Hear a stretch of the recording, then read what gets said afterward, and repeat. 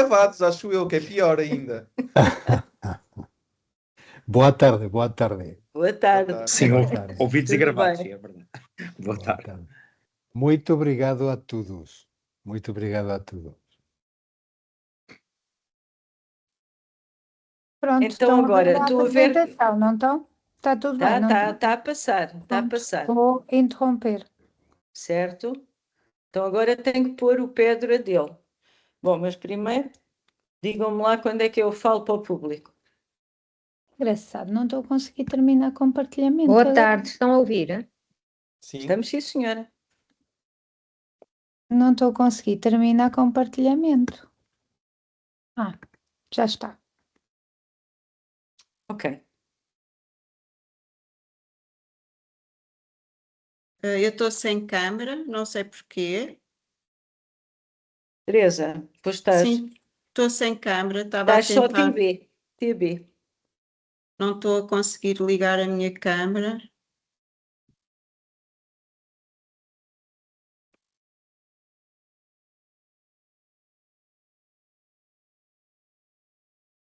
Já estou. Aparece-me com os símbolos ao contrário, também não sei porquê. Pronto, mas não deve ser Não, grave. mas a nós não. Não Não está consigo nem ativar a câmara nem o som. Você já estou aqui. O som conseguiu, doutora Ana Rosa, que a gente ouvia. E a câmera a minha também. Teresa, Sim, não te doutora estou a Teresa. ouvir. Estão-me a Não? ouvir? Não, eu estou a Estamos? ouvir a Sim, Teresa. Estou a ouvir a Teresa, estou a ouvir a Tiana, estou a ouvir todos. Então, quando nós temos 76 pessoas já connosco, 77. Ah, mas não consigo o som, nem os ouço, nem me consigo fazer ouvir. Ana, estamos a ouvi-la, ouvir. doutora Ana Rosa. Estamos a ouvir. Ela está a falar e eu não consigo ouvir.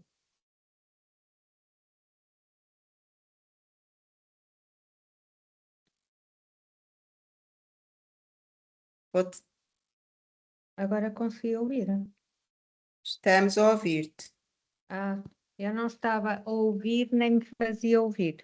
Portanto, já temos a senhora Presidenta da Amália. SPG e os E a Amália vai constantes. estar connosco também. Pronto. Mas, ó, minhas queridas, estou com problemas na câmara. Assim que eu Mas estás aí. consiga, eu estou aqui, estou-vos a ouvir, dou-vos as boas-vindas a este evento maravilhoso. Eu também estou a ouvir, Amália, muito bem. Olá, Um beijinho estás grande. boa? E Um beijinho grande para sucesso todas. este ano. É Ah, um sucesso, não é? tudo bem. 400 e tal inscrições. O ano 480 passado, pessoas é um sucesso. o ano Está passado bem, foram dê lá um 83. descontozinho porque metade não vai aparecer. Pronto. Sim, mas vai estar recorde. Mas vá. vão Podem- aparecendo ao longo da Sim. tarde. Eu sou Podem muito podem realista. A gente reduz isso Sim. para metade e ficamos com 200 e já é muito bom. Já é muito bom. Podem não assistir a todos os módulos ou ao primeiro, mas vão assistindo e se depois Exato. conseguirem gravar e verem diferido, como se faz na ISG, para eles é ótimo. Não É, é? tudo bem. Quando me derem ordens para começar, eu começo. A Amália, que é presidente da SPDC, dava a abertura, depois eu e a Ana Rosa falamos da dinâmica do curso e depois a Fátima então coordena a sessão. Sim, senhora. Parece bem?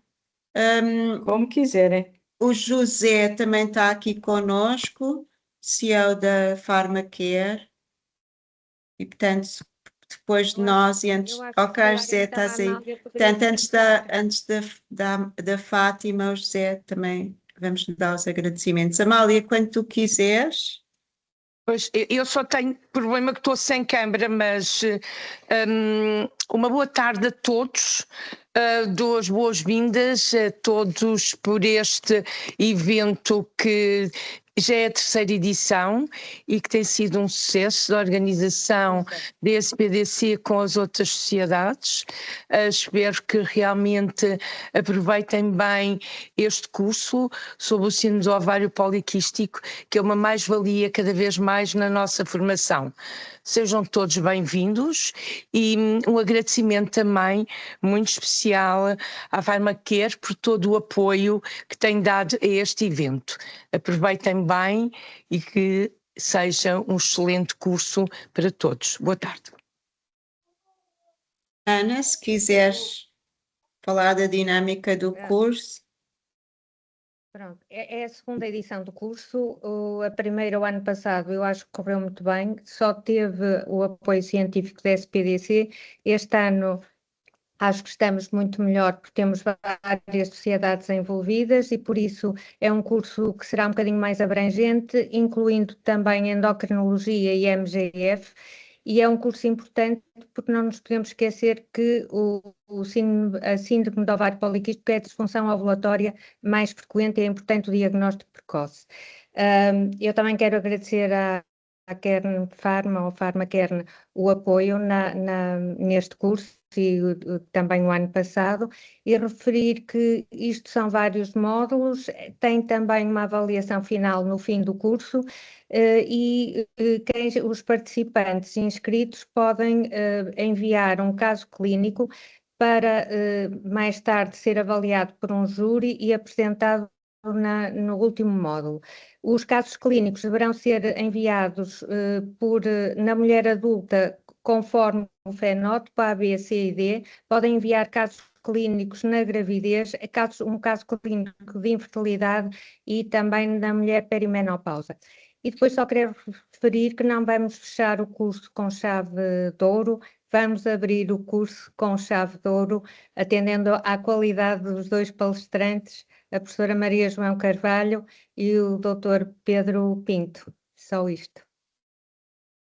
Então, da minha parte, o meu nome é Teresa Bombas, eu sou de ginecologia e obstetrícia, pertenço à Sociedade de Contracepção e com a doutora Ana Rosa tivemos a coordenação deste curso. De facto, o ano passado, como a doutora Ana disse, já tivemos uma primeira edição e porque de facto o SOAP é uma situação que abrange várias fases da vida da mulher e em Portugal nós temos uma federação que abrange as várias especialidades de ginecologia e obstetrícia, as várias áreas da especialidade de ginecologia e obstetrícia, consideramos que este trabalho multidisciplinar seria muito mais enriquecedor e por isso ao longo destes 2 próximos meses vão ter várias fases da vida da mulher com SOAP e a forma como podemos intervir e como podemos prevenir as complicações do ovário poliquístico a longo prazo.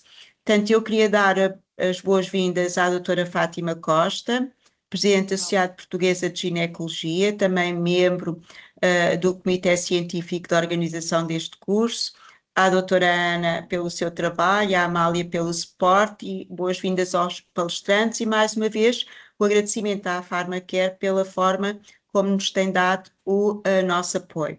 Desejo um bom curso a todos. Qualquer dúvida que vão surgindo ou qualquer complicação ou algumas dificuldades, por favor, façam-nos chegar os vossos feedbacks por e-mail. Portanto, um bom curso a todos. Muito Fátima, boa tarde. agora é contigo. Ok. Eu acho que o José também quer dizer qualquer coisa antes de ti, Fátima, desculpa. Então tudo bem. Pode avançar, José. Já me estava a esquecer. Bueno, no. Vou tentar falar em português uma vez mais. Sem dúvida. No, eu estou muito agradecido, o primeiro lugar. O segundo, estamos muito felizes porque, como he dicho, temos cerca de 500 inscritos. Acho que é un suceso de todos nós, mas principalmente de la calidad do curso, da calidad dos palestrantes, la calidad de lo que acho que hemos construído. Esa segunda edición gostaríamos moito de que sea moito útil na clínica diaria, que podamos partillar moitos casos clínicos, e incluso penso que podemos facer ao final do curso un libro de casos clínicos. Acho que podemos facer moitas cosas moi útiles en la clínica del día a día de los especialistas. Nosa intención, noso servicio, nosa colaboración, e estamos moito contentos, moi felices. Unha vez máis, moito obrigado. Nada máis, nada máis. Obrigado, José. Então, Obrigada. agradecemos em nome das várias sociedades à Pharmacare o apoio. E agora sim, doutora Fátima, Presidente da Sociedade Portuguesa de Ginecologia, a coordenação desta sessão é sua. Muito obrigada pela Muito. colaboração. Muito obrigada. Como sabem, o meu nome é Fátima Faustino e presido a Sociedade Portuguesa de Ginecologia, e foi com muito interesse e agrado que aderi a este desafio da doutora Teresa Bombas, mas com o apoio da Pharmacare, a quem agradeço o convite para estar presente nesta moderação e com estes participantes que com certeza nos vão proporcionar um excelente primeiro módulo, com todo o interesse no decorrer de todo este curso. É fundamental começarmos pela base, e a base é a fisiopatologia e é, no fundo, a evolução clínica da doença nas várias fases da vida da mulher, para depois, nos módulos seguintes, podermos avançar para outras áreas. E é com todo o gosto que começo por apresentar o Dr. Pedro Viana Pinto. O Dr. Pedro Viana Pinto é ginecologista e obstetra da ULS São João do Porto, com uma certa, penso eu, predisposição e diferenciação na área da endocrinologia ginecológica, e que vai exatamente começar por nos falar na fisiopatologia do síndrome do ovário poliquístico. Doutor Pedro, quando estiver em ordem para começar, com todo o gosto. Pronto, sim, veremos se bem ou mal. Obrigado, doutora Fátima, pelas palavras. Cabe-me a mim, então, falar-vos um bocadinho sobre a fisiopatologia e o diagnóstico do síndrome do ovário policístico. Agradeço à Pharmacare a oportunidade para estar aqui presente e para falar um bocadinho convosco. Verdadeiramente é um tema que eu gosto. Como a doutora Fátima disse, eu trabalho muito em endocrinologia na mulher. Também faço parte da Sociedade Portuguesa de Contracepção, como a doutora Teresa Bombas, a doutora Amália, a doutora Ana Rosa Costa e a professora Maria João Carvalho, e portanto sinto muito pressionado com tanta gente tão grande a olhar para mim e a falar sobre isto. Vou dar o meu melhor, juro. Quando me pediram então para falar sobre isto, tive que estruturar um bocadinho a minha apresentação. E no contexto da minha apresentação, eu começo ao olhar para o síndrome do ovário policístico, por tentar perceber o que é o síndrome em si. A primeira coisa é a definição. O que é um síndrome? É um conjunto de sinais e sintomas que caracterizam uma doença. E, portanto, é nesse contexto que surge esta definição de síndrome do ovário policístico. Desculpem que eu estou aqui a tentar livrar-me das vossas imagens, mas ao aparecerem tapa um bocadinho a minha apresentação. O que é um cisto? É um saco, uma cavidade cujo conteúdo é líquido ou semilíquido. O que eu queria tentar no fim da apresentação era que todos nós chegássemos a um consenso de compreender se esta definição faz sentido ou não e o porquê destes nomes terem sido atribuídos. Ele foi descrito pela primeira vez em 1935 por estes dois senhores, Irving Stein e Michael Lowenthal, e eles descrevem em 7 doentes que tinham amenorreia e hirsutismo, um ovário com dimensões aumentadas, e que depois eles operavam, faziam umas ressecções em cunha do ovário e as doentes maravilhosamente ficavam melhor.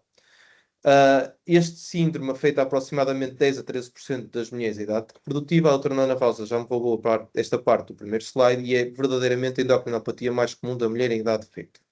Este gráfico é um gráfico sumário, uma revisão sistemática publicada, se não me engano, este ano, no fim do ano passado, precisamente sobre isto. E o que é que... Vocês conseguem ver o ponteiro do meu rato? Conseguem ou não? Sim, conseguimos. Sim. Conseguem? Pronto, senão eu ia pôr o ponteiro.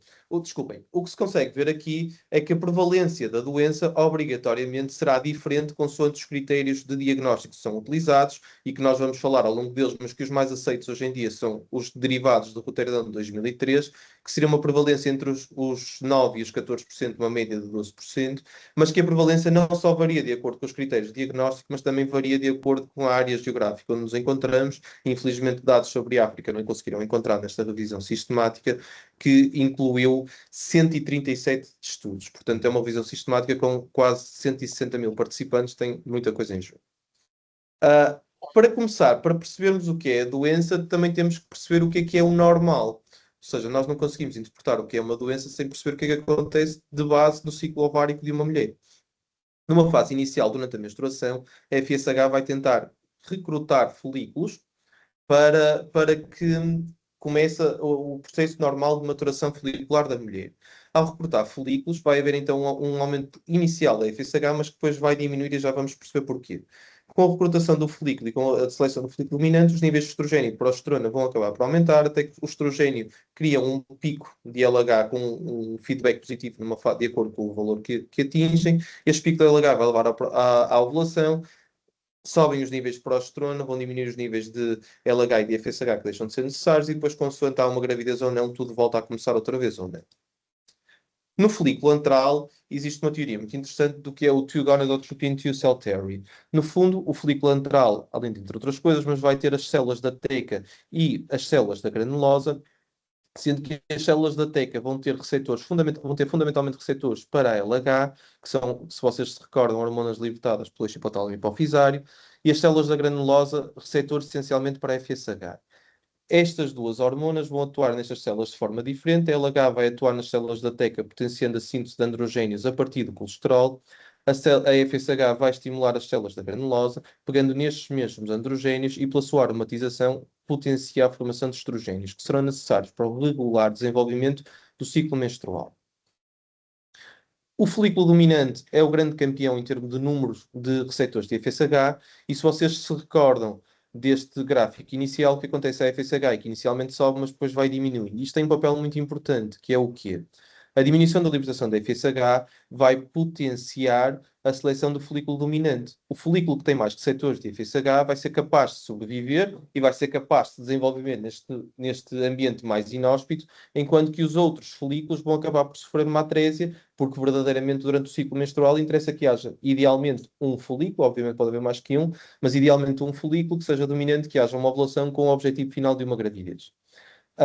Quando os estrogénios atingem determinado valor, eles emitem um efeito de feedback positivo que acaba por estimular a libertação hipotalâmica de FSH e de LH com a ovulação. A partir da ovulação, há a produção também acima de progesterona para o corpo amarelo e vai acabar por mediar o restante ciclo menstrual. É importante, quando falamos em disfunção ovulatória, classificar as disfunções ovulatórias. Relevo o papel da FIGO e o trabalho da FIGO neste contexto. Não vou, obviamente, entrar muito em destaque nisto, não é o papel da minha apresentação, mas estimulo-vos a ler este artigo e estas definições que são importantes e são muito interessantes. Falo só um bocadinho na classificação das desordens da ovulação, porque este consenso da FIGO designa o nome de HypoP, em que o que eu acho que é interessante é que temos a hipohipotalâmico, pituitary ou ovarian, e depois uma categoria em separado, apenas e só para a PCOS, para o síndrome do ovário policístico, tão grande é a sua relevância na mulher, e como endocrinopatia da mulher. A disfunção da ovulação vai ocorrer desde uma ovulação normal até à anovulação total, com ciclos diferentes, e isto de acordo com a definição da FIGO. Pegando neste artigo e não entrando demasiado na parte genómica, porque não acho que seja mais importante para nós, eu gosto essencialmente do início do título que diz Deconstructing a Syndrome. E, portanto, vamos tentar desconstruir este síndrome para que tentem, no fim, perceber um bocadinho melhor o que é que isto é. Estamos perante uma doença que é heterogénea e multifatorial, em que, no fundo, não há uma flutuação normal de um ciclo ovulatório. Aquilo que eu vos mostrei, aquele gráfico inicial, não vai acontecer nestas mulheres. E em relação aos ovários policísticos, vamos perceber ao longo da apresentação que este termo é um bocadinho enganoso, porque no fundo eles não são verdadeiramente policísticos, o que eles são têm um conjunto de folículos pequenos em diferentes fases de maturação, mas que são pequenos e que são muitos, são mais do que o habitual e, portanto, inicialmente na sua classificação foi dado o nome de policístico, mas verdadeiramente isto é um misnomer, não é propriamente muito correto. E pego nesta imagem também de um artigo sobre isto publicado pelo New England, porque vou tentar pegar a partir desta imagem e falar um bocadinho sobre todos os eixos em que a fisiopatologia da doença surge, desde o eixo hipotálamo-hipófise, até às glândulas suprarrenais, aos ovários, e o que é que acontece e a interação que existe entre todos estes sistemas, incluindo o sistema endócrino com o pâncreas também. Começando pelo eixo hipotálamo-hipofisário, o que é que acontece? Nós temos na mulher regularmente os pulsos de GNRH, cuja pulsatilidade, a frequência da pulsatilidade vai modular a secreção de FSH e de LH, uma maior frequência vai potenciar a libertação de LH, uma menor frequência numa fase inicial de FSH. Nestas nossas doentes com síndrome do ovário policístico, o que nós conseguimos perceber é que numa porcentagem importante delas temos concentrações de LH superiores ao normal, mas concentrações baixas ou normais de FSH. E se vocês se lembram do gonadotropin 2 cells, lembramos que a LH estimula as células da teca à produção de androgénios. E porquê que há este aumento das concentrações de LH? Por um lado, porque há um aumento da amplitude e da frequência pulsátil da libertação de GNRH, porque os mecanismos de feedback de secreção da GNRH, principalmente no contexto da progesterona, estão alterados e não estão tão responsivos. Portanto, mesmo que houvesse níveis mais normais, digamos assim, de progesterona, ela não conseguia ter a mesma eficácia que tem na mulher sem síndrome do ovário policístico, mas ao mesmo tempo também há menores concentrações de progesterona, porque não havendo a ovulação e a gerar o corpo amarelo, nunca chega a haver o pico de progesterona que acontece no ciclo ovulatório normal. Em doentes com maior hiperandrogenismo e obesidade, por outro lado, os níveis de LH podem não estar aumentados porque o próprio hiperandrogenismo por si só pode ser capaz de causar a síndrome por si só, independentemente dos níveis de LH. Isto é tudo uma pescadinha que anda aqui à volta. Os folículos vão estar hiperestimulados pela LH e, portanto, as células da teca vão estar hiperplásicas e, portanto, com maior ação, maior volume das células e mais sensíveis. LH estimula uma luteinização precoce de folículos que nunca chegam à ovulação e que nunca chegam a formar verdadeiramente o corpo amarelo, para-se a maturação folicular e depois progride-se para a atrésia, e estes níveis de LH não permitem que haja níveis normais de FSH, eles estão permanentemente baixos, não chegam a aumentar e, portanto, não chegam a tentar selecionar o folículo dominante. Em relação aos androgénios, os androgénios são outro dos pontos essenciais deste ciclo e até são sintetizados a partir do colesterol e são considerados, o hiperandrogenismo é considerado, não será para toda a gente, porque não está presente em todas as doentes com síndrome do ovário policístico, já vamos ver isso melhor, mas de uma forma geral, para a esmagadora maioria das doentes, ele parece ser a base fisiológica do SOP clássico. Não quer dizer que seja pelo hiperandrogenismo que tudo comece, mas a sua presença será a base que vai dar os sintomas que nós reconhecemos ao síndrome do ovário policístico. A testosterona, androstenediona e dihidroepiandrosterona são libertadas maioritariamente pelo ovário, enquanto que o sulfato é libertado praticamente só pela suprarrenal e não está aumentado em todas as doentes. A androstenediona verdadeiramente não é metabolicamente ativa, mas é importante no contexto da sua conversão em testosterona e estrona e portanto, também tem um papel na fisiopatologia do síndrome. O desenvolvimento folicular é importante que se perceba que é dependente dos androgénios que nós falamos e da sua conversão a estrogénios, no entanto, o hiperandrogenismo altera estes processos. Vamos encontrar maiores concentrações de androgénio em circulação e estas concentrações resultam da ação da LH e também de um outro mecanismo que nós vamos falar e explicar um bocadinho mais à frente, que se chama a resistência à insulina, e ambos estes dois mecanismos são essenciais para que haja este hiperandrogenismo. Por outro lado, os androgénios, a partir do momento em que estão em altas concentrações, vão potenciar a síntese de androgénios em vez de estrogénios e vão reduzir a sua conversão em estrogénios. Os androgénios, por si só, contribuem de uma forma importante para o fenótipo habitual da síndrome, favorecendo a obesidade com a acumulação de gordura abdominal e visceral, bem como alterações metabólicas, e isto a professora Maria João vai falar um bocadinho melhor a seguir. Os androgénios não só dependem da insulinoresistência, mas de uma forma cíclica, e como estamos aqui a falar de uma pescadinha de rabo na boca, de uma forma cíclica, também potenciam a insulinoresistência e a aceleração de pulsos da LH. Portanto, andamos aqui em ciclos à volta. E também são responsáveis, e são os mecanismos que fazem com que os mecanismos de feedback de controle da libertação da GNRH não estejam tão bem estabelecidos. E, portanto, as concentrações muito altas de androgénios impedem uma normal maturação folicular, promovem a atrésia e predispõem a um estado de anovulação crónica clássico e comum nestas mulheres. Por outro lado, a hormona antimileriana. A hormona antimileriana, originalmente é embrionária, ela é libertada nas células, nas gónadas indiferenciadas que vão gerar testículos, com o objetivo de estimular a diferenciação dos canais mesonéfricos em vez dos canais paramesonéfricos, que é o que acontece na mulher. No entanto, nós sabemos que ela também aparece e é secretada pelas células granulosas, os folículos ováricos, pré-antrais ou antrais pequenos, e, portanto, ela também é avaliada clinicamente e por rotina cada vez mais, por rotina não digo, mas cada vez mais, na mulher em idade fértil. Tem um papel importante, sabe-se hoje em dia, também na seleção do folículo dominante, e o que se sabe é que no síndrome do ovário policístico os níveis circulantes são maiores do que na população em geral. Os níveis são diferentes consoante os tipos de fenótipos. O SOP completo, nós vamos ver mais à frente, que é o que terá à partida os níveis maiores em circulação, mas estes níveis são maiores. Isto, por um lado, temos um grande número de folículos numa fase inicial de desenvolvimento, e porque aparentemente ela própria pode ser responsável por estabelecer uma relação causal entre a doença e a sua severidade. O hiperandrogenismo e a hiperinsulinemia parecem estar na origem desta produção excessiva da hormona antimileriana, e a hormona antimileriana, por si só, ao inibir a ação da aromatase, que converte os androgénios em estrogénios, ela própria também potencia o hiperandrogenismo. Por outro lado, ela também tem uma ação central em que atenua a ação da FSH no recrutamento e no desenvolvimento do folículo primordial. E esta ação parece estar exacerbada em mulheres com síndrome do ovário policístico.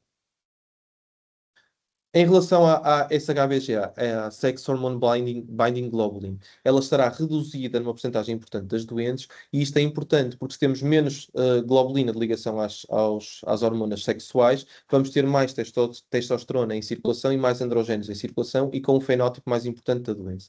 Isto surge porque quer os androgénios, quer a insulina diminuem a sua libertação hepática. E vamos entrar num campo também extraordinariamente importante, que a professora Maria João também falará seguramente, mas que é o campo da resistência à insulina, e que no meu contexto vou falar na relação que isto tem com a base fisiopatológica da doença. Há uma maior libertação da insulina, que vai atuar por via direta ou via receptores de IGF-1.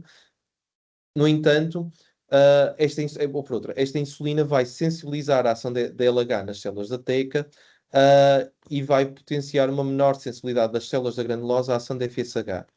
Isto acontece havendo resistência periférica à insulina, e esta resistência periférica também leva a que haja uma menor libertação de SHBG.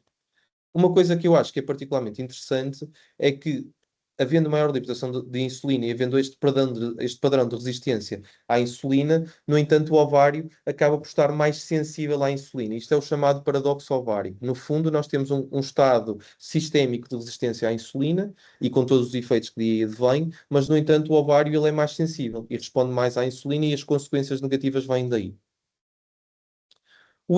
E desta forma surge o inositol. O inositol é um mediador da ação da insulina, e encontramos vários estereoisómeros diferentes do inositol. O diquiroinositol tem um papel muito relevante no armazenamento do glicogênio, tem uma ação benéfica importante na sensibilização à ação da insulina a nível periférico, e tem um papel de inibição da ação da aromatase nas células da granulosa. E aqui nós podemos pensar de duas formas. Ele tem um papel relevante porque aumenta a sensibilidade à insulina a nível periférico nestas doentes que têm resistência à insulina, mas, por outro lado, ao inibir a ação da aromatase nas células da granulosa, ele não desconstrói o síndrome a nível ovárico. Ele, no fundo, acaba por potenciar um bocadinho, ou pode potenciar um bocadinho o síndrome a nível ovárico. De outra forma, aparece-nos o mioinositol, que é outro segundo mensageiro importante. E este é o que surge em maiores concentrações no humano. Facilita a captação periférica da glicose, e no ovário tem uma ação essencialmente nas células da granulosa e potencia a sinalização da FSH. Ele influencia positivamente a ação da insulina, o metabolismo e o consumo da glicose a nível dos ovócitos, havendo ovócitos com maior qualidade nas mulheres que têm uma maior exposição ao que têm maiores concentrações de mioinositol. E ele, por si só, estimula a ação da aromatase nas células da granulosa, ao contrário do que acontece com o diquiroinositol. E isto é importante e vai ter aplicação em termos terapêuticos. Não podemos usar os dois de forma indiscriminada, porque temos ou devemos esperar ações e efeitos diferentes de ambos dos dois estereoisómeros do inositol. O rácio mioinositol em mulheres saudáveis é de no ovário, nas células foliculares do ovário, é cerca de 100/1, e está muitíssimo reduzido em mulheres com síndrome de ovário policístico, e isto pode estar um bocadinho na base do que é o paradoxo ovárico, o paradoxo ovárico da insulina, ou seja, no fundo, termos um papel sinalizador da insulina com vias de sinalização diferente, que levam a que haja maior atividade e maior sensibilidade da insulina, do ovário à insulina, desculpa.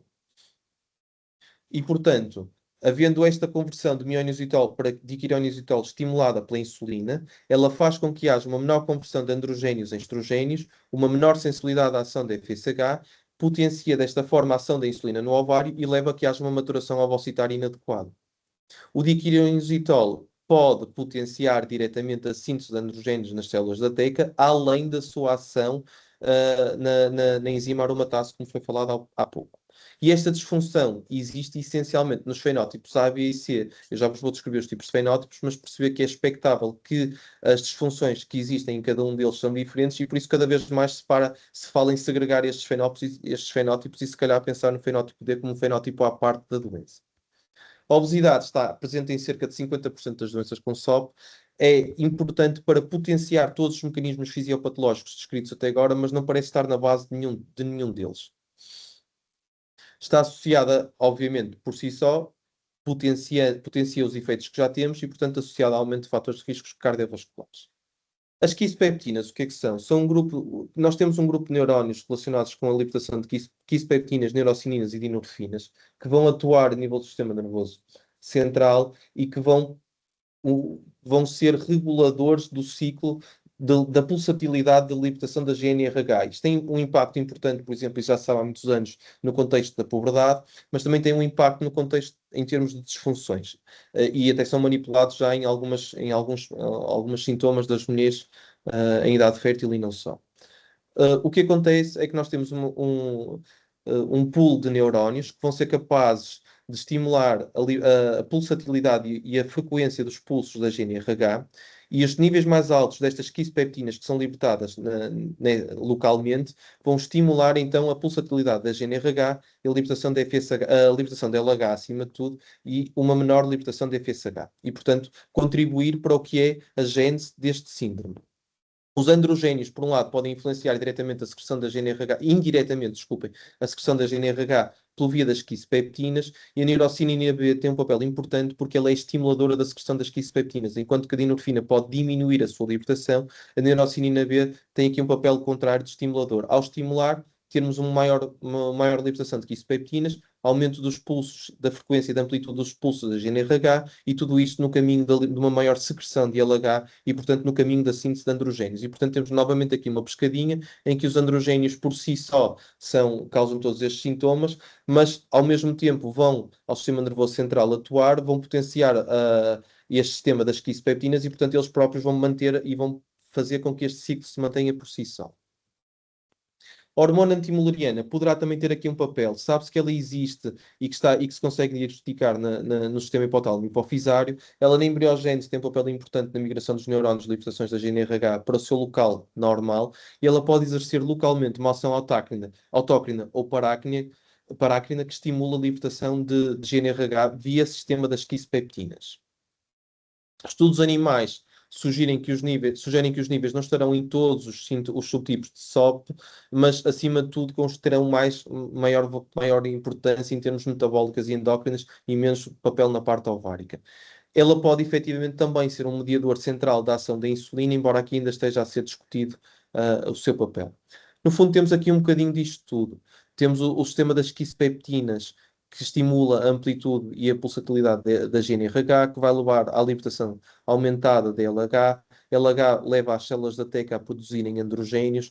Uma diminuição da FSH não permite uma maturação adequada das células da granulose e, portanto, não temos níveis estrogénicos adequados. Os androgénios vão entrar em circulação, vão interferir com a função pancreática, com a função hepática. Por sua vez, a insulina também vai ter um impacto a nível do sistema nervoso central, também nas células do ovário. E temos aqui um ciclo enorme de muitas coisas em circulação e da qual a mulher, ou na maior parte dos ciclos, não consegue fugir. Portanto, temos um ciclo vicioso, mas a grande dificuldade aqui a perceber é o que é que inicia este ciclo. Já percebemos que os androgénios são muito importantes, já percebemos nisto tudo, mas como é que isto começa? E verdadeiramente esta resposta eu não vos consigo dar.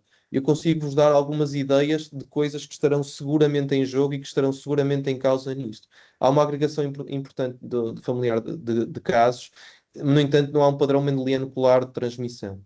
há alguns genes ligados ao hiperandrogenismo, mas há mecanismos que são muito importantes, são os mecanismos epigenéticos. No fundo, temos alguns tipos de mecanismos que conseguem gerar alterações no DNA que depois vão sendo transferidos e transmitidos ao longo das gerações e da replicação celular, e isto tem muito impacto, por exemplo, quando falamos no contexto da programação fetal, o que nós conseguimos perceber é que fetos expostos, por exemplo, a hiperandrogenismo ou ao stress de uma restrição de crescimento fetal ou por aí fora, se depois não forem estimulados adequadamente, podem vir a ter maior risco via estes mecanismos epigenéticos que alteram a conformação do DNA, podem vir a ter maior risco de vir a desenvolver esta doença e outras, entretanto.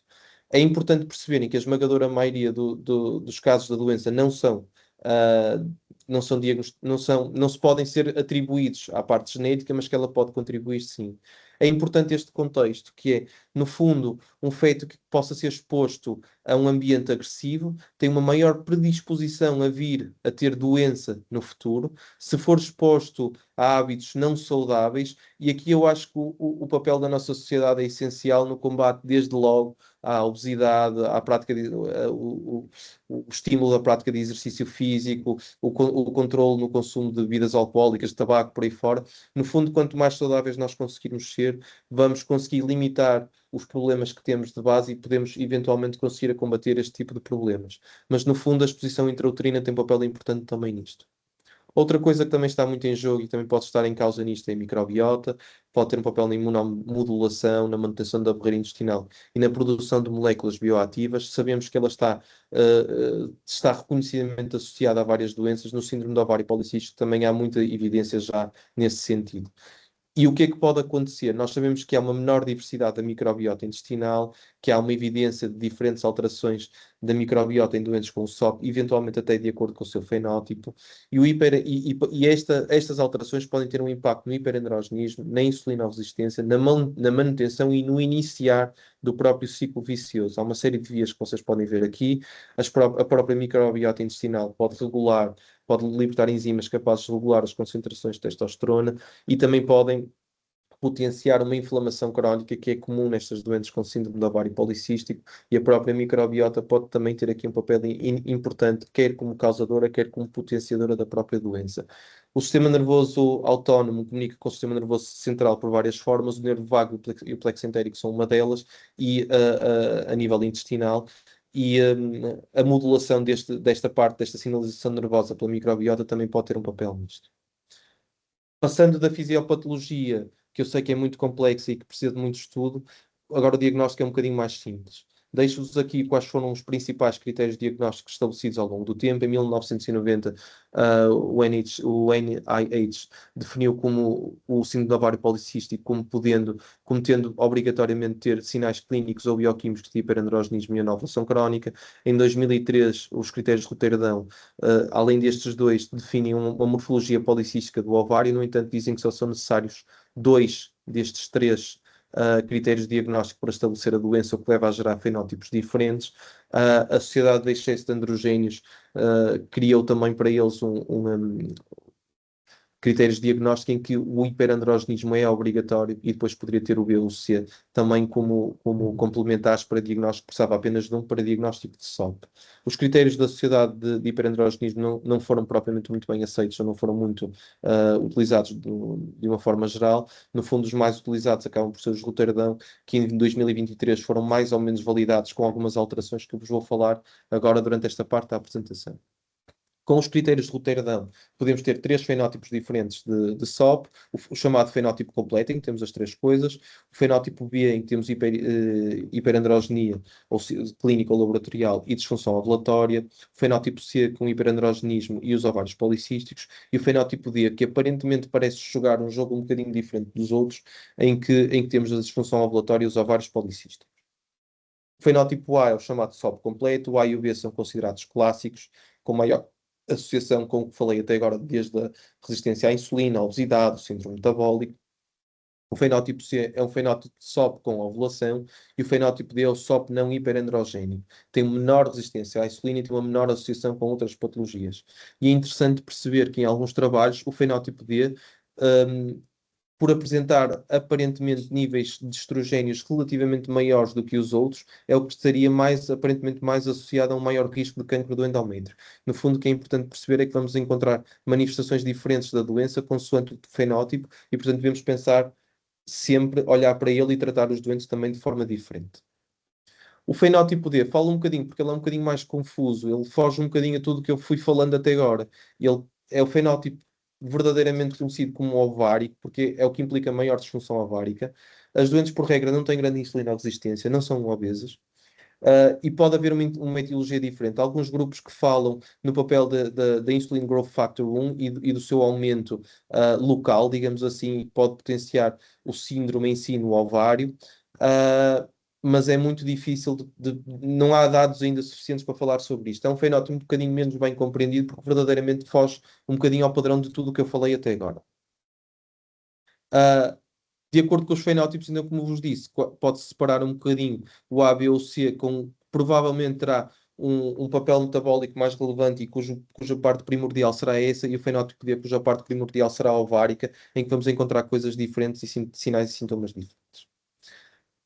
No contexto de síndrome de ovário policístico, e de acordo com o que eu falei, nós tínhamos que encontrar a disfunção ovulatória, o hiperandrogenismo e, consoante as três coisas, e os ovários policísticos. Começando pela disfunção ovulatória, temos a nomenclatura da FIGO, fala de hemorragia uterina normal, vamos procurar o que é a amenorreia ou a hemorragia infrequente. Pode muitas vezes estar associada à infertilidade e está presente em 70% das mulheres com infertilidade anovulatória, o síndrome de ovário policístico. Na disfunção ovulatória, como avaliar? Os níveis séricos de FSLH e LH podem ser avaliados, mas nem todas as doentes, como vos falei, têm aumento dos níveis de LH ou a inversão do rácio LH-FSH, que tipicamente é descrita, e, portanto, não é verdadeiramente necessário para diagnóstico da doença, mas pode nos dar mais segurança no diagnóstico da mesma, desde colhido na altura certa. Se nós tivermos uma suspeita grande de SOP e em mulheres que tenham aparentemente ciclos regulares, devemos avaliar a progesterona aos 20 ou aos 24 dias, porque verdadeiramente pode haver algumas mulheres com ciclos aparentemente regulares, mas que têm ciclos anovulatórios na mesma. A hormona antimuleriana. Em primeiro lugar, relembrar que ela não deve ser usada em adolescentes, porque não está devidamente ainda validada nessa população. Os valores podem ser mais baixos nas mulheres obesas, podem variar entre ciclos e podem ser suprimidos pela contracepção hormonal. Os cut-offs estabelecidos, este está aqui o 4.7 porque é o que regularmente falam, mas isto não é bem verdade. O cut-off vai depender do imunoensaio, vai depender da idade da doente, vai depender da zona, da sua naturalidade e da zona onde está, e portanto estes cut-offs ainda não foram definidos, e isto gera aqui um bocado uma confusão, porque as recomendações de 2023 já dizem que os níveis aumentados de hormona antimuleriana podem substituir a avaliação ecográfica dos ovários no diagnóstico do síndrome do ovário policístico. No entanto, o cut-off não está estabelecido e, portanto, fica um bocadinho mais difícil de perceber quando ou não estes valores devem ser utilizados. A sensibilidade e especificidade na revisão sistemática e meta-análise que foi feita para a realização destas recomendações deu uma sensibilidade de 79 e uma especificidade de 87 para o diagnóstico do ovário policístico. No entanto, já agora, em termos de comparação com o ovário policístico em si, a sensibilidade foi de 0.8 e a especificidade de 0.87, muito semelhante ao valor que nós vimos para o diagnóstico da doença. Vermos aqui, e estes gráficos de violino querem mostrar, e o que se consegue perceber é que os valores da hormona antimuleriana serão, por regra, mais elevados em doentes com o fenótipo A da doença do que nos outros fenótipos, está bem? Não acrescenta muito ainda, mas dá-nos um apoio no sentido de diagnosticarmos os diferentes fenótipos. E depois, em termos de hiperandrogenismo, como é que nós fazemos o diagnóstico? O hiperandrogenismo pode ser clínico ou laboratorial, não é obrigatório serem as duas coisas. O hirsutismo surge em 70% a 80% das mulheres com SOP, e o SOP é a principal causa de hirsutismo nas mulheres. Os androgénios aumentam o tamanho dos folículos pilosos, o seu diâmetro e a proporção do tempo na fase de crescimento. E surge um crescimento de pelo nas zonas onde tipicamente seriam masculinas e não femininas. Em relação aos sinais, não se relacionam bem com os níveis de androgénios em circulação, ou seja, não é por termos mais hirsutivos que vamos ter mais níveis de androgénios em circulação, isto vai variar conforme as doentes, e é importante relembrar que muitas das nossas doentes que nós suspeitamos que eventualmente possam ter um SOP, se calhar não nos vão aparecer com um hirsutismo na zona do queixo, porque elas vão tratá-lo. Portanto, nós temos é que inquirir ativamente e perceber qual é o papel dela. E é importante perceber que o que a maior parte das definições diz é que um excesso de pelo é aquilo que é considerado pelas doentes. Basta elas dizerem-nos que têm um excesso de pelo e têm um excesso de pelo um excesso de crescimento do pelo que já devemos considerar como hirsutismo. Em relação ao acne, também temos uma porcentagem mais importante, uma prevalência mais importante na população com SOP, e em relação à alopecia também, com cabelo mais fino e com diferentes fases de crescimento. E ela acontece essencialmente no scalp e na região frontal, o que está relacionado diretamente com a ação dos androgénios. É importante não esquecer que uma progressão rápida dos sinais e sintomas ou virilização não é comum na SOP e, portanto, é muito, muito importante excluir outras causas de hiperandrogenismo que possam estar aqui, como um carcinoma. A escala de Ferriman-Gallway é utilizada para avaliar o hirsutismo. De acordo com as diferentes regiões do corpo, vamos atribuindo pontos consoante a presença ou não de pelo. Uma escala, o hirsutismo é considerado quando os valores são maiores que 4 ou 6, e esta é a escala de Ludwig, utilizada para a avaliação da alopecia. O hiperandrogenismo laboratorial é mais difícil de estabelecer, as técnicas devem ser de alta qualidade. Deve ser utilizado quando suspeitamos de SOP, mas não encontramos hiperandrogenismo clínico. A testosterona total e livre devem ser avaliadas. O Free Androgenic Index é um rácio entre a testosterona total e o SHBG, porque é muito difícil de avaliar de forma correta e os ensaios não são todos bons para a avaliação dos índices de testosterona livre. Portanto, este Free Androgenic Index tenta compensar um bocadinho essa avaliação mais complexa. E os androgénios da suprarrenal não são muito importantes no contexto do diagnóstico, mas podem ser se os outros androgénios forem normais. É importante, no contexto da síndrome do ovário policístico, por todos os critérios de diagnóstico, dizem que devemos excluir outras causas para a doença e, portanto, devemos pensar em quais é que são e tentar excluí-las. E em relação à ecografia obstétrica, idealmente a abordagem deve ser transvaginal, a sonda com uma frequência de 8 MHz, deve ser feita apenas para mulheres em idade reprodutiva, ou seja, com mais de 8 anos, maior ou igual a 8 anos após a menarca, não é útil em adolescentes, portanto, e relembrar que o número de folículos vai diminuindo gradualmente com a idade, e no contexto desta doença encontramos uma acumulação de folículos na periferia ovárica, que são, no fundo, os pequenos folículos que nós falamos que existem na fisiopatologia da doença. A contagem do número de folículos por ovário é considerado o marcador ecográfico mais eficaz, mais de 20 em pelo menos um ovário. Um aumento do volume ovário também pode ser utilizado como critério de diagnóstico, ou o número de folículos no único corte do ecográfico do ovário. O aumento do volume e da ecogenicidade do estroma também é referido, mas é de todos o valor menos relevante. Se utilizarmos a ecografia transabdominal, devemos avaliar o volume ovárico e ser maior que 10 ml, ou o número de folículos num único corte maior do que 10. O número de folículos por ovário é claramente o gold standard em ecografia transvaginal para o diagnóstico de síndrome do ovário policístico, e a definição clássica implica a distribuição periférica dos folículos, chamado o string of pearls, o colar de pérolas. Em relação à inteligência artificial, dizer só alguma coisa, porque ela efetivamente entrou pelas nossas vidas e é inevitável falar sobre isto. Existem alguns modelos preditores de risco, mas que ainda estão verdadeiramente a ser adequadamente validados. Pode ser aplicada em termos de softwares de ecografia ou de ressonância para determinar o padrão típico dos ovários e, portanto, para melhorar a acuidade diagnóstica do aparelho em si e a nossa técnica em si. Existem também, obviamente, as questões do chat GPT e por aí fora. A IA poderá vir a ter um papel ainda no diagnóstico que ainda não está bem estabelecido. Na adolescência, é obrigatório ver os critérios de disfunção ovulatória e hiperandrogenismo. No entanto, é importante relembrar que há uma sobreposição do que são as alterações fisiológicas e patológicas com a adolescência. A maturação fisiológica do eixo hipotálamo hipofisário vai acontecendo ao longo do tempo e ao longo dos anos após a menarca, e, portanto, não é expectável que uma menina, imediatamente após a menarca, tenha ciclos normais. Os consensos de 2023 o que dizem é que é normal haver estas irregularidades no primeiro ano de vida, deve-se considerar normal entre 1 e os 3 anos após a menarca, quando os ciclos são menor que 21 dias ou maiores de 45, mais de 3 anos após a menarca, quando os ciclos são menores do que 21 ou mais do que 35 dias, ou menos de 8 ciclos por ano, e 1 ano após a menarca, se houver maior do que 90 dias para qualquer ciclo. define-se a menorreia primária aos 15 anos ou mais 3 anos após a telarca e, portanto, estes são os valores, o que é considerado atualmente como disfunção ovulatória em termos de critérios para a adolescência, de acordo com as recomendações mais recentes. Por outro lado, os adolescentes que nos pareçam estar em risco mas que não têm critérios claros, devem ser considerados em risco devem ser avaliados após 8 anos da menarca.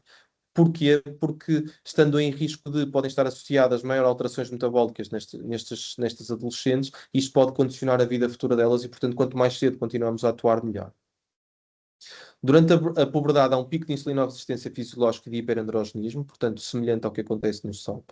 A acne também é comum na adolescência e o hirsutismo pode ser menos óbvio clinicamente, mas é considerado o melhor marcador de hiperandrogenismo.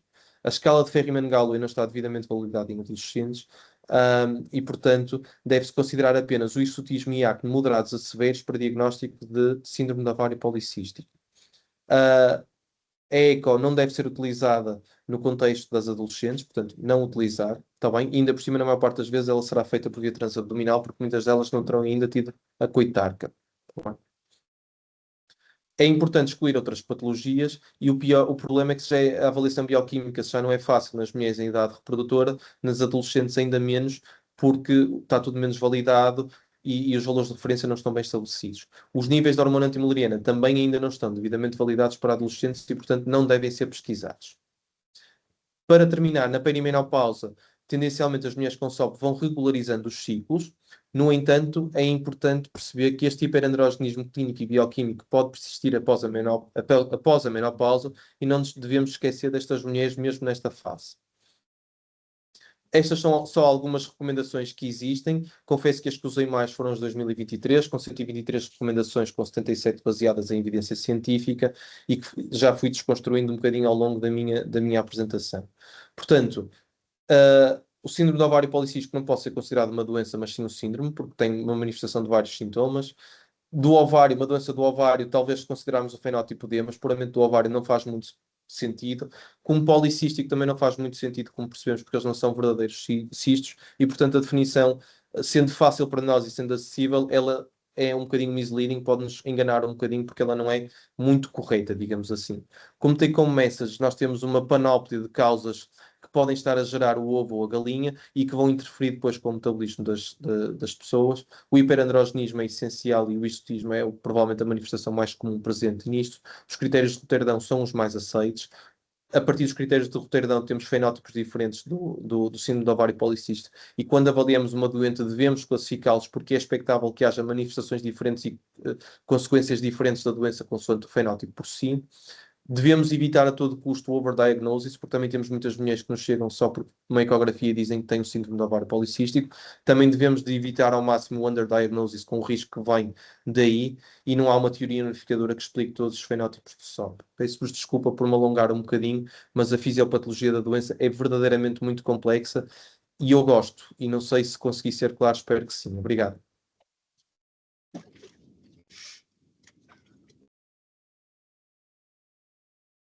Eu acho que Pedro mostrou bem a complexidade do síndrome, da fisiopatologia e o nome de síndrome do ovário poliquístico também está a ser posto em causa, porque de facto pode haver síndrome do ovário poliquístico sem ovários com estrutura poliquística e nas adolescentes não tem interesse. Por isso há quem sugira mudar para síndrome metabólico reprodutor, pelas consequências que tem a nível do risco metabólico e também a nível da fertilidade e mesmo na gravidez, os riscos que acarreta. Outra coisa que eu queria referir em relação à apresentação do Pedro é também o diâmetro dos folículos na ecografia, não referiste? O tamanho dos folículos. É o número e o tamanho, tem que ser Também sim, inferior a menores 9 do que 10 milímetros. Sim. Isso. E depois, em relação à dificuldade em avaliar, como o Pedro referiu, avaliar o exotismo, e referiu muito bem, quando a mulher se queixa que tem excesso de pelo, nós devemos considerar que há exotismo, só temos que tentar perceber que tipo de depilação é que ela faz, com que frequência e que zonas do corpo é que ela faz a depilação. Isto dá-nos uma ideia da gravidade do exotismo. Em relação à acne, Eu vou só também pedir desculpa que eu perdi. Eu não sei se quer Desculpa, dizer alguma coisa que eu Ana, não deixei de será vos melhor ouvir. deixarmos. ao Desculpem, fim, está bem. Não, mas era não só será para melhor dizer isto, deixarmos a moderação. Peço desculpa. Posso falar? os comentários para o fim. Sim, sim. Eu acho que é melhor deixarmos os comentários para o fim. Temos uma Sim. apresentação que foi feita bastante completa e exaustiva, e acho que podemos ouvir primeiro a doutora Maria João, e depois, no final, fazemos as considerações gerais e a discussão. Também já não tinha mais nada a dizer em relação à do Pedro, era só Ok. estas duas coisas. Então, cabe-me agora apresentar a professora doutora Maria João Carvalho, da ULS de Coimbra, que com todo o gosto faz parte deste painel e nos vai apresentar o saúde ao longo da vida reprodutiva da mulher. Maria João, por favor. Muito obrigada, doutora Fátima. Peço só se confirmem se a partilha está adequada e se me estão a ouvir bem. Sim, tudo Tá. correto. Muito obrigada. Antes de mais, doutora Fátima, o prazer é meu de colaborar neste desafio das nossas sociedades e congratular por este trabalho multidisciplinar. Efetivamente, nesta agenda, que pode parecer um pouco densa, mas eu vou tentar deixar em mensagens claras, serão focadas a evidência atual acerca de comorbilidades clássicas associadas ao síndrome do ovário poliquístico e que têm implicações ao longo da vida da mulher, desde a obesidade, a doença cardiovascular, o metabolismo glucídico, a apneia do sono, a patologia psiquiátrica, o risco ginecológico mais importante, aqui o cancro do endométrio. As questões reprodutivas terão uma breve citação, até porque elas serão alvo de aprofundamento noutro módulo. Metade das doentes com síndrome do ovário poliquístico têm síndrome metabólico, que diretamente se relaciona com a deposição da gordura corporal, com o característico biótipo Apple-like. Curiosamente, a maçã tem reconhecidos efeitos nutricionais no síndrome do ovário poliquístico, é pouco calórica, fornece fibras e reconhecemos que é bastante conveniente. Mas como explicamos este biótipo? De facto, o projeto Genome Wide Association Studies identificou vias associadas à ação da insulina, à biossíntese de androgénios e à função gonadal. No entanto, estes lócitos suscetibilizados isolados não explicam a maioria da expressão fenotípica do síndrome do ovário poliquístico. Assim, a hereditariedade pode envolver mais do que um gene que interage com fatores ambientais modificados que nos tecidos-alvo podem ser alvo de eventos epigenéticos, que o Pedro também já focou. É fundamental então, o controlo dos fatores e do estilo de vida. Voltando à forma, as vias metabólicas da adipogénese abdominal encontram-se alteradas neste síndrome, um fator de risco para lipotoxicidade. Então, em mulheres de peso normal, os adipócitos têm um desenvolvimento independente dos androgénios. A expressão de androgénios inibe a adipogénese precoce e promove o armazenamento e, portanto, deposição da gordura. Este processo é agravado nas mulheres com síndrome do ovário poliquístico e excesso de peso e obesidade, promovendo deposição ectópica de lípidos e lipotoxicidade. Este fenótipo característico foi uma vantagem nos 2 últimos milénios. Reparem bem, mulher com ciclos irregulares, que menstruava pouco, hábito androide e subférteis eram comuns na antiguidade e uma vantagem para a sobrevivência nesta altura, se pensarem. Este traço ancestral genético e os eventos epigenéticos durante o início da vida, de facto, representam uma adaptação evolutiva das mulheres com este síndrome, com hiperandrogenismo e peso normal. Uma das modificações epigenéticas mais bem caracterizadas é a metilação de DNA, a hiperhomocisteinemia, que promove o stress oxidativo e libertação de espécies reativas de oxigênio associadas com resposta inflamatória, excesso de androgénios, hiperinsulinemia e obesidade. Também o aumento dos monócitos pró-inflamatórios e citocinas como a interleucina 1B e a interleucina 6 são fatores envolvidos no risco cardiovascular e isto é um ciclo vicioso que se vai perpetuar. E que implicações vamos ter? Vamos começar por uma das principais marcas e que mais pode perturbar a qualidade de vida da mulher, a infertilidade e, para além disso, também implicações obstétricas. Se pensarmos em ciclos irregulares e disfunção ovulatória, logicamente as hipóteses de gravidez serão menores. Doutor, este ano só menstruei 3 vezes. É óbvio que sim. Menos oportunidades e também desvantagens em termos de procriação medicamente assistida. Inclusivamente a implantação tem menor probabilidade de sucesso e também temos a questão do síndrome de hiperestimulação. Estes fatores são todos exacerbados pela obesidade. Menor taxa de implantação, mas por que é que a receptividade endometrial é prejudicada? De facto, vamos ter aqui um desequilíbrio de espécies reativas de oxigênio no endométrio. Na hiperandrogenemia estão descritas vias de pró-inflamação. Mas não ficamos por aqui. Doutor, agora estou grávida, será tudo mais tranquilo? Não será bem assim. De facto, temos um maior risco de abortamento, isto está associado à obesidade, à hipersecreção de LH, hiperhomocisteinemia, disfunção endometrial.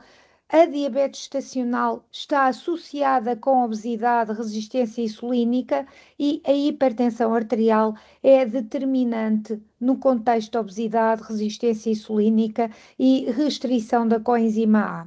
O risco de parto pré-termo vai também ser influenciado pela obesidade, a gestação múltipla, mas arriscada no contexto de PMA e a nuliparidade.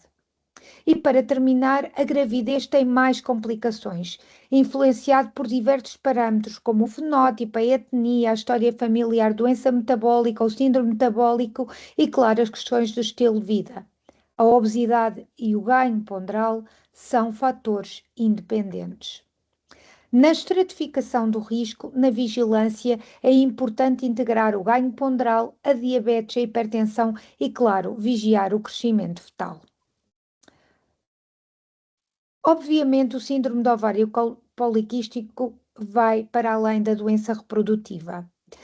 Em relação ao síndrome metabólico, os fatores de risco são bem conhecidos e têm uma associação clara. No entanto, em relação aos eventos clínicos, os dados são mais limitados. O síndrome do ovário poliquístico é um fator acrescido de risco cardiovascular, como na população em geral, dado o aumento de fatores de risco cardiovasculares, pode ser ponderado o rastreio, sobretudo com base nos dados biométricos, fatores de risco e o risco geral. A dislipidemia está associada à resistência insulínica e demonstraram predizer o início de doença cardiovascular que pode levar ao infarto agudo do miocárdio. A resistência insulínica acarreta aumento da produção de lipoproteínas de baixa densidade, lipólise aberrante mediada por lipoproteína lipase e um mau funcionamento das vias de sensibilização da insulina e a sobreexpressão do gene PI3KR1. Assim, verifica-se aumento da adiposidade, que por sua vez está ligada à dislipidemia no síndrome do ovário poliquístico. A maioria das mortes por doença cardiovascular ocorrem em mulheres com intolerância à glicose e diabetes e o risco de resistência insulínica e diabetes tipo 2 são maiores exatamente nas doentes do sexo feminino com síndrome do ovário poliquístico e, portanto, é razoável supor que estas doentes vão ter mais doença cardiovascular. Neste sentido, estão descritos marcadores subclínicos e clínicos, como a disfunção endotelial e o aumento das placas a nível carotídeo. São necessários mais estudos populacionais a longo prazo, com mulheres em idade reprodutiva precoce, para preencher esta lacuna de conhecimento e percebermos exatamente o que é que se vai passar mais à frente na vida da mulher, já na pós-menopausa, onde sabemos claramente que o risco cardiovascular é muito agravado e vamos deixar de ter o fator protetor dos estrogénios. Por ser defendida a identificação de biomarcadores cardiovasculares em mulheres com o síndrome e com risco aumentado, temos que estar atentas a estes: índice de massa corporal, o perímetro abdominal, a resistência insulínica e a alteração do metabolismo glucídico, as citocinas inflamatórias e o síndrome metabólico. O perfil lipídico em jejum é particularmente recomendado em mulheres com excesso de peso e síndrome do ovário poliquístico. Existem alguns estudos com o TNF, a leptina e a adiponectina. Destaca-se alguns marcadores subclínicos cujo contributo para o aumento do risco de futuros eventos cardiovasculares e mortalidade ainda é desconhecida. A espessura arterial, os scores cálcicos, o espessamento da íntima média da carótida e a gordura visceral e à volta do músculo cardíaco. Os componentes do síndrome do ovário poliquístico podem tornar os dados mais difíceis de interpretar e são necessários estudos com diferentes fenótipos, como o Pedro falou. Obesidade e infertilidade, o choque de duas pandemias ou uma consequência inevitável. De forma linear, é de salientar que a obesidade agrava todas as implicações do síndrome do ovário poliquístico. As mulheres com síndrome do ovário poliquístico têm maior risco de intolerância à glicose e mesmo diabetes, que se mantêm mesmo ajustados ao IMC. Os protocolos de triagem para estas condições variam e os testes mais confiáveis para triagem e diagnóstico parecem-nos ser a glicose em jejum, a prova de tolerância à glicose oral após 2 horas e a doseamento dos triglicerídeos. Assim, na população de risco, a utilização da PTGO parece muito aceitável e em pré-conceição com 75 gramas de glicose. A apneia do sono, mais uma marca do ovário poliquístico e obesidade. 9 a 38% apresentam esta situação clínica, mas a metade vai ter, felizmente, sintomas ligeiros. Aí, o hiperandrogenismo condiciona a associação com o síndrome metabólico. Rastrear mulheres com sintomas em escalas de rastreio universal pode fazer sentido. No entanto, os critérios não estão validados para a população jovem pela contingência da aplicação de questionários. Mas a evidência é clara. A prevalência dos distúrbios do sono e scores mais elevados verificam-se no síndrome do ovário poliquístico e, claro, que a duração do sono vai ser menor. O rastreio não deve ser considerado com a intenção de melhorar o risco cardiometabólico, dado que não parece haver este benefício com o tratamento da apneia do sono, nem na população geral, nem na população com síndrome do ovário poliquístico. Bem, e se na antiguidade era uma vantagem social este fenótipo, na sociedade atual a prevalência de depressão e ansiedade é superior. O exotismo e a imagem corporal, o impacto na vida sexual e relacionamento, de facto, levam a estas perturbações psicológicas e o risco do aumento ponderal pode levar mesmo a distúrbios alimentares. A ansiedade e os síndromes depressivos devem ser rastreados rotineiramente em todas as adolescentes e mulheres com o diagnóstico. Reparem que a depressão pode atingir mais de 1/3 dos casos. Embora o acne e o hirsutismo, a infertilidade e o aumento do IMC tenham sido associados à melhoria do humor e da angústia, a evidência é inconsistente. Existem outros potentes fatores para depressão e ansiedade, nomeadamente a natureza crónica e o envolvimento complexo de várias situações clínicas. Recomenda-se rastrear sintomas depressivos em doentes com obesidade, resistência insulínica, aumento dos androgénios, infertilidade e inflamação persistente. Desculpem. Considerando tumores hormonodependentes, como sabemos, a anovulação acarreta um aumento da oposição, uma ausência da oposição progestagénica que pode representar um fator de risco para cancro ginecológico. A associação entre síndrome do ovário poliquístico e cancro do endométrio é complexa e vai ser agravada por comorbilidades como obesidade, infertilidade, diabetes e síndrome metabólica. E, de facto, as opções de tratamento podem influenciar este risco. De facto, o risco absoluto, se pensarem bem, é baixo. Mas, obviamente, o espessamento do endométrio e a idade avançada são fatores que vão ser predisponentes. Aqui destaca-se a exposição prolongada aos estrogénios e a resistência à progesterona. Parece que a metformina não vai influenciar este risco, o citrato com meifeno não aumenta significativamente e a contracepção hormonal combinada, como sabemos, tem um decréscimo significativo neste risco. Temos poucos dados com o letrozol e rotineiramente rastrear hiperplasia e cancro do endométrio, como sabemos, não está indicado e pode ser ponderada uma avaliação e eventual biópsia perante algum tipo de sintomatologia ou perante uma amenorreia prolongada e uma exposição prolongada a estrogénios. A associação com cancro do ovário foi reconhecida apenas em mulheres mais jovens e em relação às repercussões reprodutivas e metabólicas, o efeito como protetor no risco de cancro da mama não é consensual e poderá existir na pré-menopausa. A influência dos receptores androgénios na mama, que ativa a via PI3K, consequentemente, o receptor tirosina quinase, que ativa uma série de vias oncogénicas, foi de facto descrita e parece exacerbada nestas mulheres.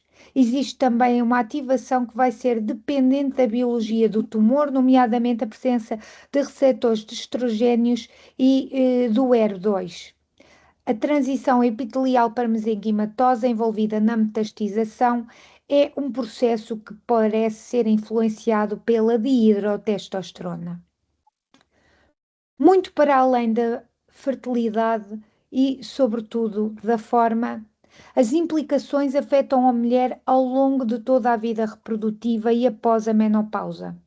Neste âmbito, algumas estratégias podem estratificar o risco inerente e desencadear intervenções para melhorar os resultados e, sobretudo, a qualidade de vida destas doentes. Agradeço muito a vossa atenção. Doutora Maria João, não sei se o doutor Pedro quer começar por responder às questões da doutora Ana Rosa Costa, se quer que ela reformule as suas questões ou não. Sim, eu não estava a colocar questões, estava só a reforçar a necessidade de, quando se queixam de exotismo, são as queixas e o tipo de depilação e a frequência que nos levam a considerar de facto qual é a gravidade do exotismo e era isso, e só o comentário em relação ao nome por ser muito complexo e estarem a pensar mudar o nome. Foi só isso. Certo. Portanto, vamos abrir as questões a todos aqueles que nos estão a ouvir. Para isso, dispomos de um chat que nos permite receber as perguntas e algumas dúvidas que possam existir. Eu vou exatamente tentar avaliar isso. Por enquanto, não vejo aqui nenhuma questão. Peço também que vocês vão confirmando se ele me está a falhar alguma coisa.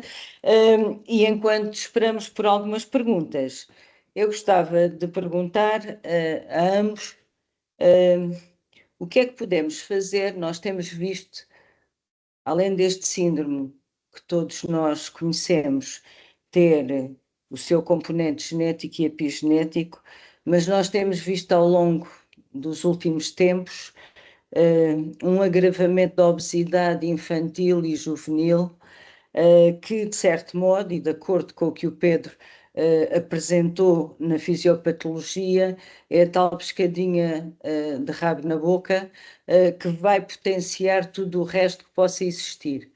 E eu gostaria de saber o que é que podemos fazer, não só em geral, mas também como ginecologistas na infância e na adolescência para tentarmos melhorar essa tendência tão grande que existe, que eu penso que todos sentem isso, a dificuldade de estimular os jovens para fazerem exercício, a dificuldade de estimulá-los também um pouco a perder peso.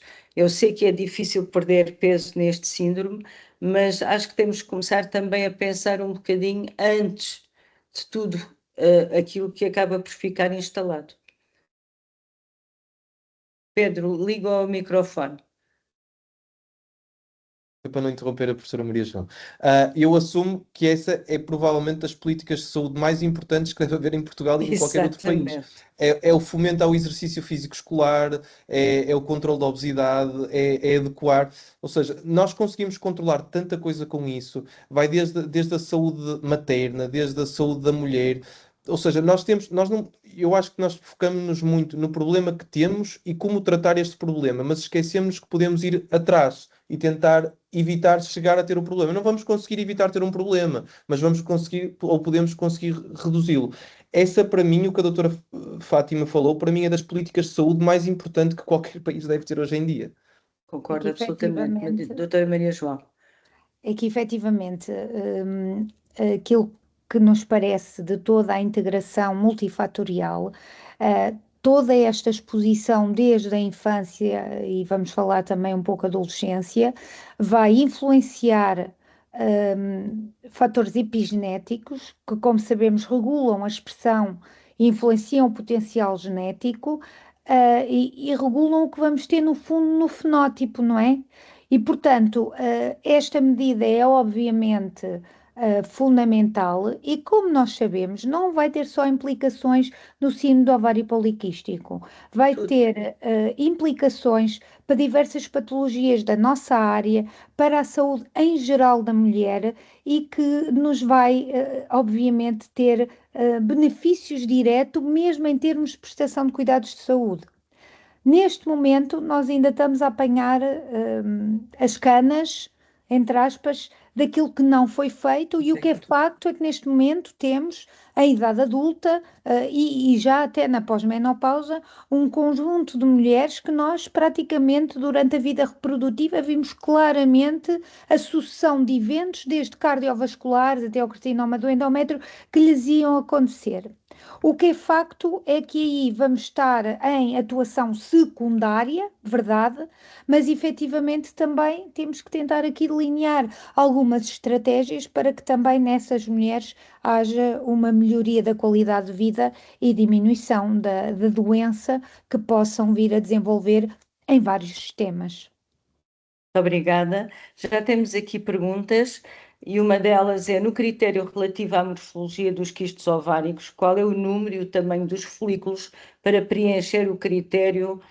E eu penso que isto é uma pergunta importante e também a tal discussão que temos que ter em consideração, que muitas vezes as jovens nos chegam completamente desorientadas porque bastou uma ecografia para lhes darem um diagnóstico de ovários poliquísticos, e isso também vai-lhes criar uma ansiedade e vai-lhes condicionar também, às vezes, uma atitude, de certo modo, depressiva, que não ajuda nada no contexto geral.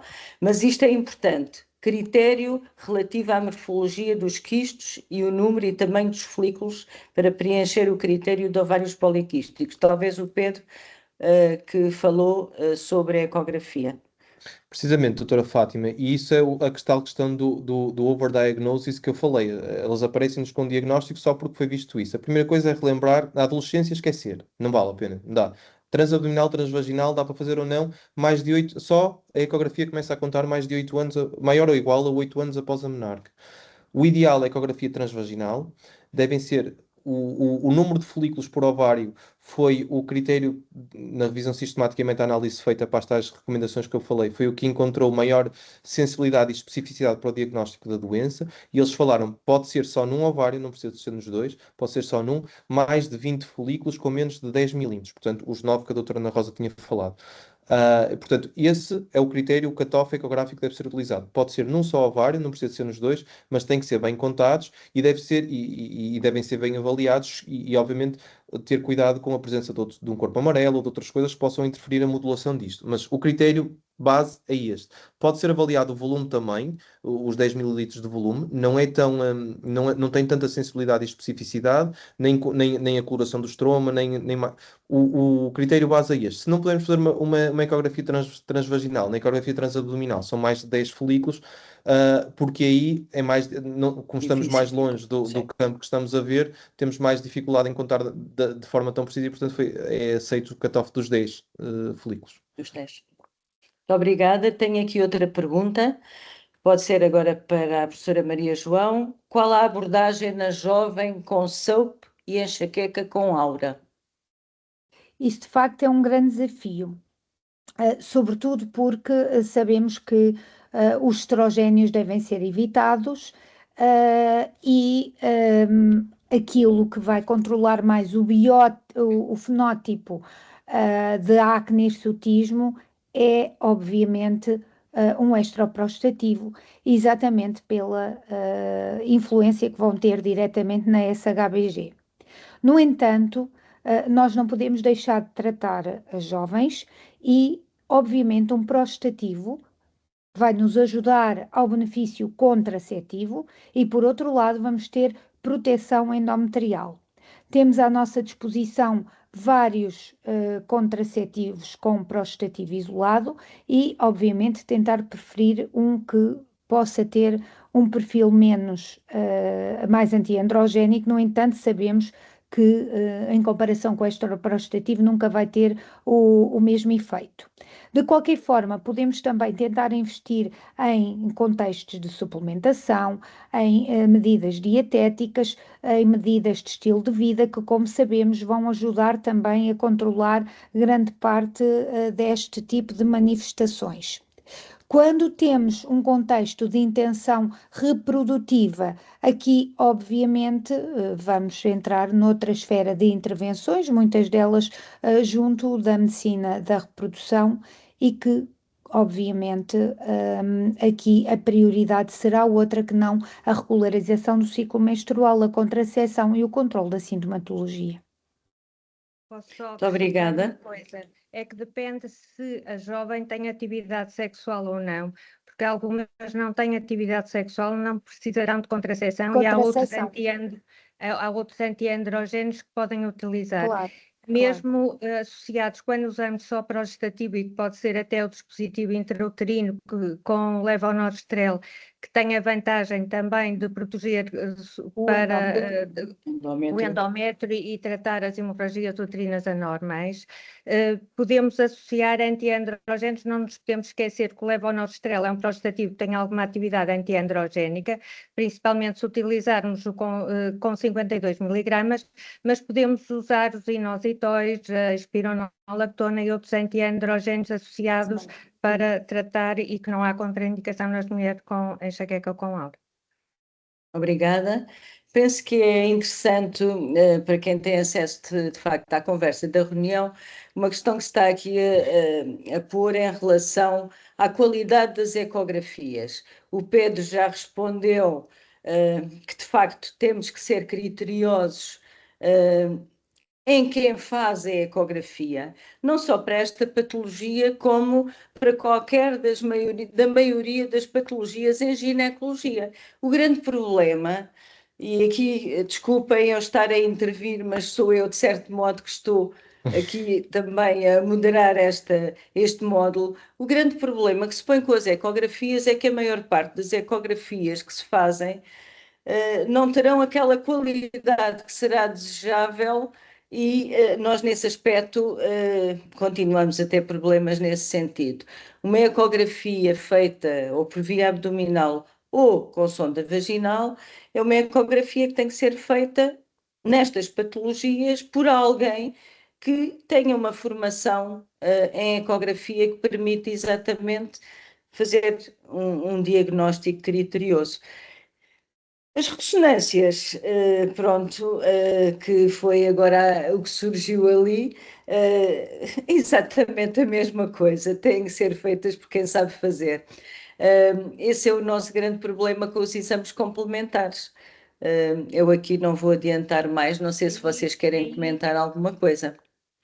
E a inteligência artificial que o Pedro referiu em alguns ecógrafos que já têm programas e até qualquer técnico, desde que faça os cortes certos, eles conseguem contar os folículos, o volume, se calhar no futuro vai ajudar. Eu não sei se a doutora Fátima se lembra, mas o embrião deste curso começou num curso de SPG em que houve um congresso, em que houve um curso pré-congresso sobre síndrome do ovário poliquístico, que foi coordenado por mim e por um endocrinologista, o Dr. Pinhatelli. Perfeitamente. E, de facto, eu escolhi para, no curso, o Pedro, a Maria João e o Dujan, da MAC, que é um bom ecografista, por isso foi uma pessoa que sabia para falar. Agora saiu, já não é, mas na altura era.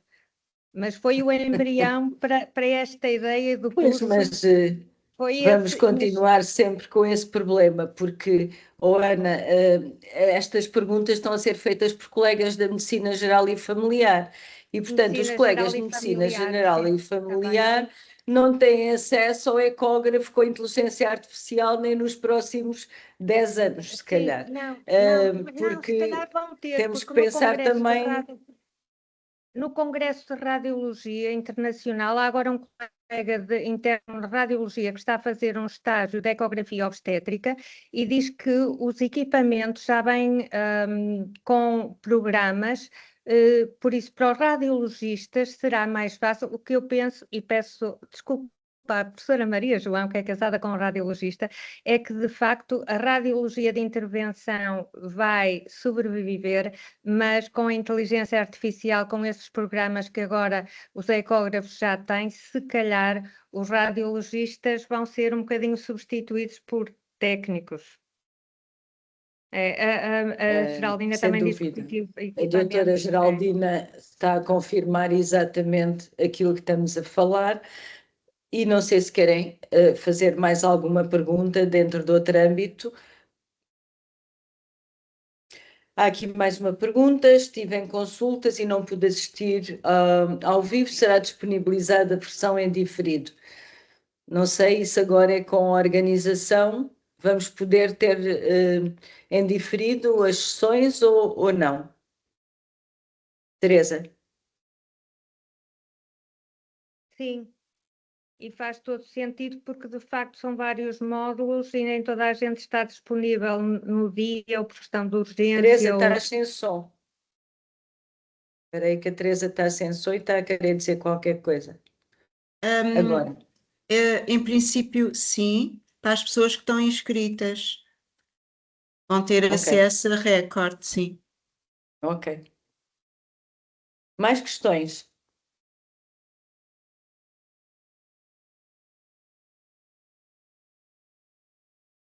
Estava a ver se via aqui mais alguma coisa. Como não surge, vou aqui lançar outra.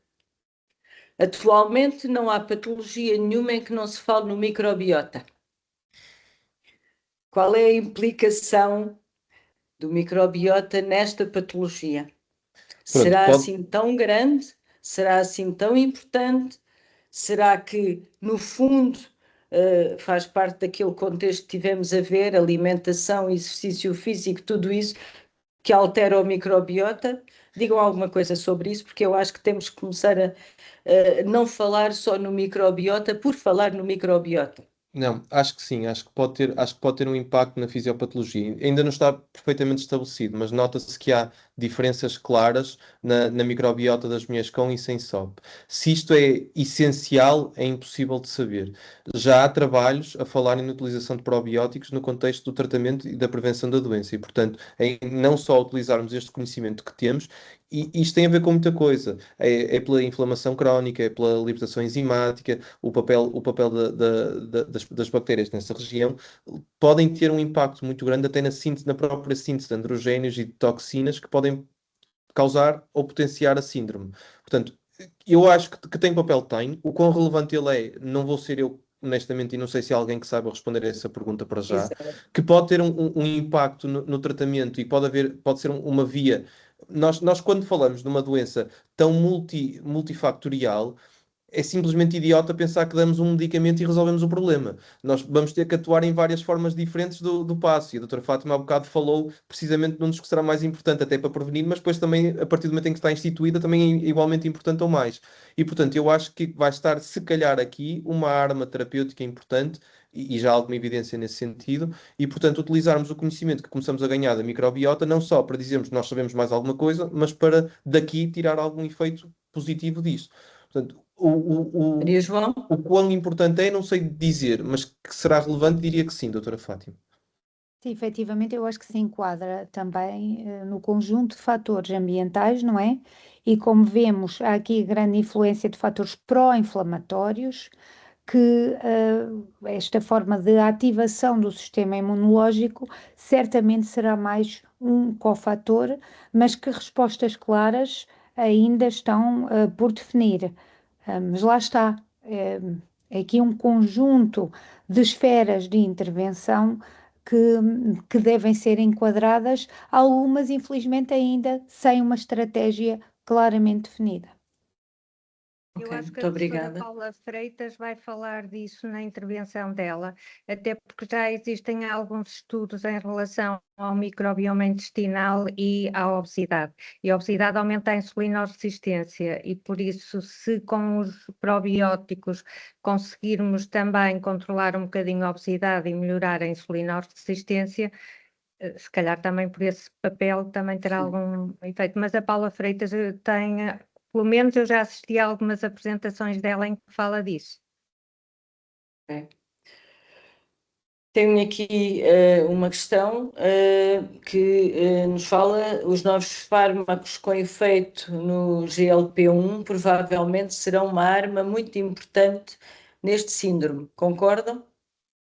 Sim, Também vai obviamente. ser abordado pela professora Paula Freitas, GLP-1 e GLP-2, não é? Que são mais vão ser alvo de foco noutro módulo, mas como é óbvio, tudo o que for controlar a obesidade, aqui na população em geral, vai obviamente ter implicações que nos parece, obviamente, serão benéficas. Sem dúvida. Mas temos que ter sempre em consideração, como se falou há bocado da obesidade até na adolescência, que é preciso manter bons hábitos desde a infância até à idade adulta. Da infância, muita infância. Sim, sim. É mesmo. E por isso são três pilares que são fundamentais. Um que ainda não se falou, que é o biorritmo, deitar cedo e cedo erguer, porque as crianças também, isto está provado que a privação de sono aumenta o risco de obesidade, altera os níveis de leptina e de grelina e aumenta o risco de doença cardiovascular.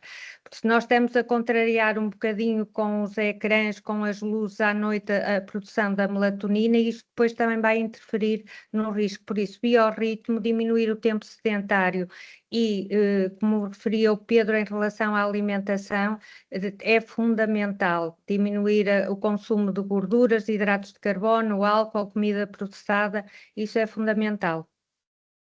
Portanto, temos que começar por educar os pais, para conseguir educar os filhos, desde tenra infância, a fazerem as coisas como deve ser. Não é isso que vemos, e isso é uma coisa que me preocupa muito, quando vejo em pleno restaurante as criancinhas agarradas aos iPads e aos telemóveis, enquanto calmamente se vai comendo ao mesmo tempo. Mas Com meses pronto, de isto vida. são considerações à parte. Diz, Pedro. Com meses de vida. Ou seja, a programação é de tal forma que aos meses de vida já estão. Impressionante. Eu penso que não tenho mais perguntas aqui no nosso chat e não sei se o Dr. José Fernandes quer encerrar o nosso módulo. Penso que estamos na hora de o fazer. Se alguém quer fazer mais alguma consideração, está na altura. Parece Boa que tarde, ninguém. boa tarde. Sí, E então, bueno, sí, no há mágoas, não há ninguém que quisiera fazer outra questão. Acho que a jornada ha corrido muito bem. Hemos visto muitas coisas. Hemos falado de microbiotas, hemos falado de muitas situações. Bom, veremos próximas próximos sessões e, insisto, muito obrigado por tudo e bom fim de semana. muito obrigada. Eu penso que correu de acordo com aquilo que seria expectável, dada a qualidade dos palestrantes, e foi um gosto estar aqui convosco. Muito obrigada. Muito Bom fim de obrigado. semana. Boa tarde. Bom fim de semana. Obrigada, bom fim de semana. Bom fim de Obrigada. semana para todos. Bom fim de semana, tarde. obrigada.